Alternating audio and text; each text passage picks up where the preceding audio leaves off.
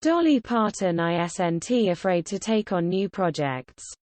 Shush is excited to share her latest one, Run, Rose, Run, a thriller she co-wrote with James Patterson, with her fans. On Wednesday, the Queen of Country shared an exclusive excerpt of Run, Rose, Run with people, including songs from the eponymous album.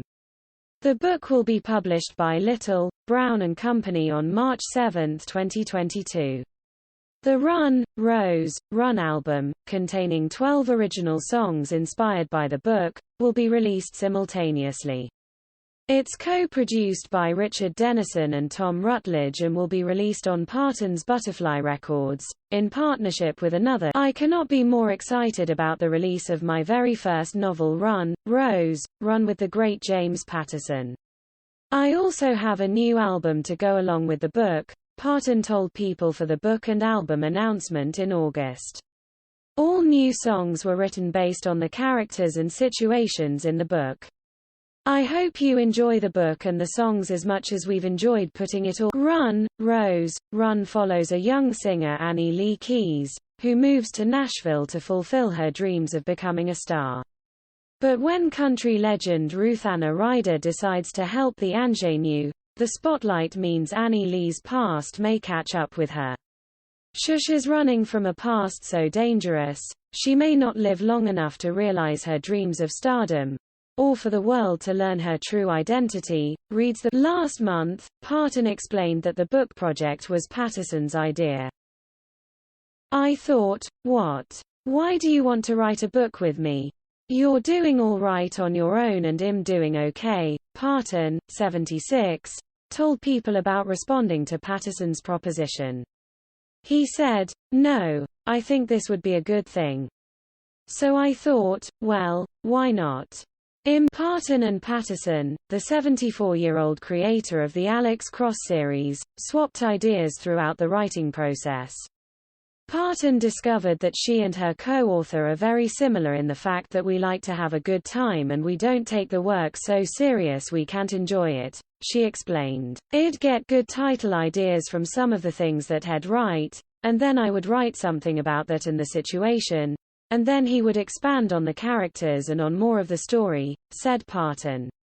He says it was really beneficial to him, and it was beneficial to me, because we'd get together and put all those things together, clean up our mess, and then. The country star explained that creating the Run, Rose, Run album was different than any songwriting she'd done before. Parton wrote, performed and produced the original songs in the accompanying album. It's like writing for a Broadway show or something where you know who the characters are, Parton said. It makes it easier to write for them. He would send pages and it would make me think, oh wow, that would make a great song, when something was said a certain way. Patterson was just as enthused about working with the iconic singer. It's been an honor, and a hell of a lot of fun, to work with the inimitable Dolly Parton, whom I've long admired for her music, her storytelling, and her enormous generosity, Patterson told People in August. The mind-blowing thing about this project is that reading the novel is enhanced by listening to the album and vice versa, he continued. It's a really unique experience that I know readers, and listeners, will love. Keep reading for an exclusive excerpt from Run, Rose, Run. It was open mic night at the Cat's Paw, which meant that everyone and her in-laws had come out to get their 6 minutes in the spotlight. And if Ruth Anna Ryder had known this in advance, she'd have thought twice about showing up. Boo! Said a voice right near her ear. Ruth Anna socked her guitarist in the arm without even looking. Ethan Blake, don't scare a lady, she said. Shush, he said. Shush is on. It's nice to be back here, she was saying. I'm Annie Lee Keys, and I'm kinda new in town. She tapped on the beat-up instrument she held in her lap. This here is the Cat's Paw, community guitar. It's got old strings and slippery pegs, so it doesn't always like to stay in tune. But the two of USLL do our best for you. As Annie Lee began to strum her intro, Ruth Anna could hear how dull the strings sounded, and she quickly decided to get a better instrument sent to the bar tomorrow.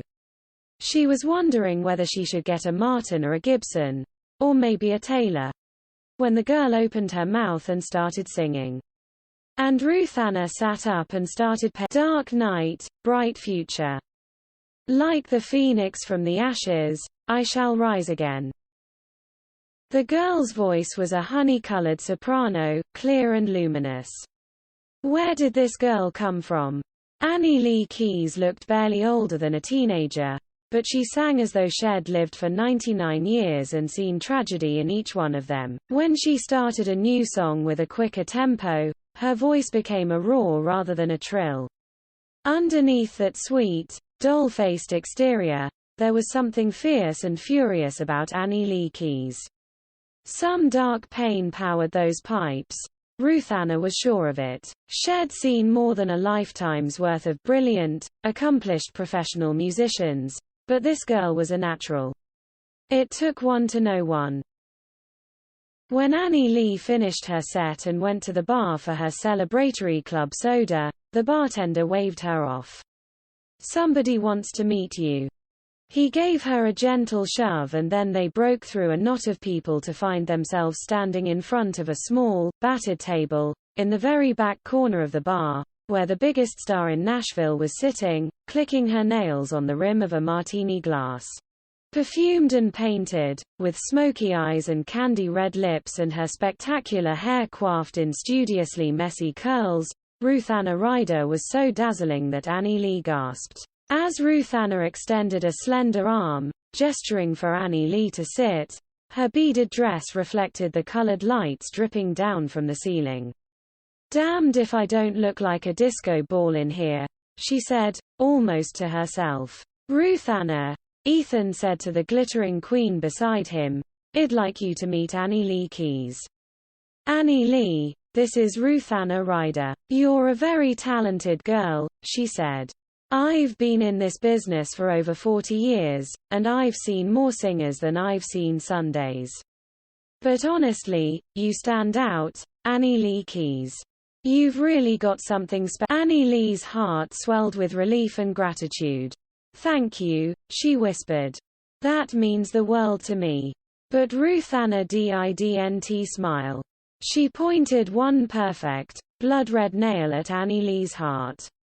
"Here's my advice for you, Annie Lee Keys," she said. "Get the hell out of Nashville while you still can." Annie Lee swallowed. "Pardon me," she gasped. "It's a hard, rough business," said Ruth Anna. "A tiny thing like you. You'll get chewed up and spit out like a hunk of gristle. Sure, you might taste success, but you're more likely to end up broke and alone. Do something sensible with your life, Annie Lee. Get a job. Find a man and marry." Annie Lee had to remind herself to breathe. "Can I fix it?" "No, I can't. But I sure ain't gonna take it lying down." Steeling herself, she spoke slowly and calmly to her idol. "I admire you more than anyone else on this whole green earth," Annie Lee said. "But with all due respect, Ms. Ryder, you can go screw yourself."